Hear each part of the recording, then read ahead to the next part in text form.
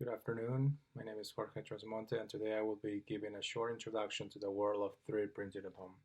I've been 3D printing for about 5 years, so I would like to use this opportunity to share my personal experience.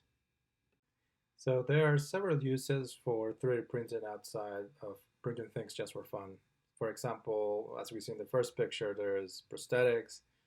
The second picture we see like dentistry. It's used for crowns, or in this case, aligners. Um, and finally, as we see in the last picture, this is actually from the International Space Station. And as we can see here, they 3D printed a custom wrench tool that they can actually use. So some other uses of 3D printers are printing homes using large-scale 3D printers, as we see in the first picture. And the other uses in the medical field, for example, using a special culture of cells to print organs, body organs that they can use on transplants. So back at 3D printing at home, what are some of the myths that are related to 3D printing? And some of them are that it's something that is very expensive, something that you need a lot of knowledge, that can be dangerous, or that it's useless. When the reality is that it's affordable, it's mostly plug and play, it's perfectly safe, and it has many practical uses.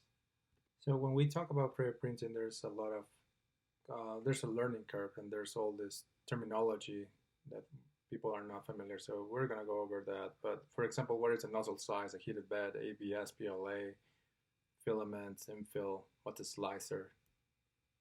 The best way to understand 3D printing is by first going over what's a 3D printer, right? And as we can see, a 3D printer has some basic parts, such as the filament, which is the plastic that goes through a hot end, and basically that gets melted away and then printed into a bed.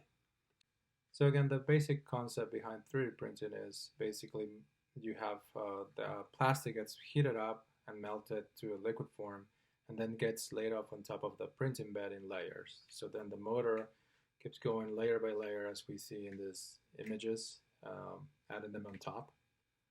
And that's basically how you get a form shape.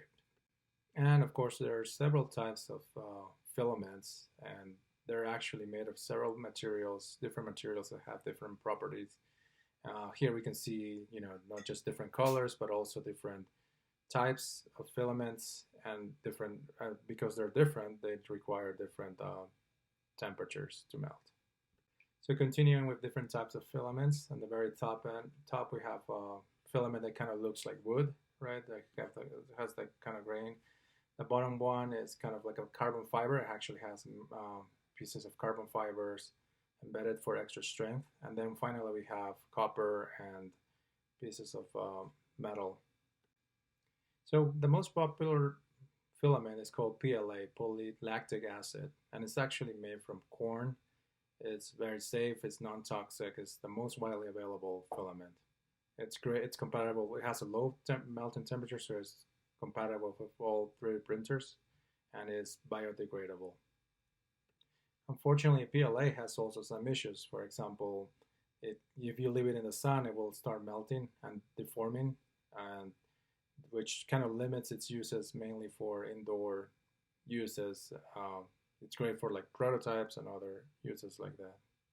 So what are some of the things that one has to consider when buying a 3D printer? There's some of them, such as the build area, the hot end, and even prices. I will go shortly over each of these, and hopefully this will help someone decide on a 3D printer. So when deciding to buy a 3D printer, there is into consideration the build area, which is basically how, determines how big of an object you can build there. The other one is the hot end, which determines what kind of materials you can print, because certain materials need higher temperatures. And finally, there's all kinds of prices. Today you can find 3D printers from a couple $100 all the way to thousands. In order to 3D print, a 3D object needs to be converted to layers, a layer format, and that's what the slicer software does. My favorite slicer software is an open source software called Cura, which is available for free.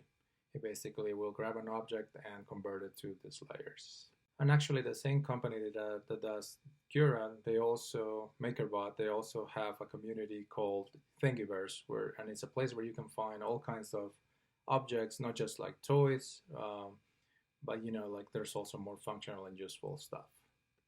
So there's all kinds of things for fun that one can print. For example, here we have an example of a TikTok can, a little armadillo down there, and a flower pot, right? And there's all kinds of toys and shapes that one can print for free.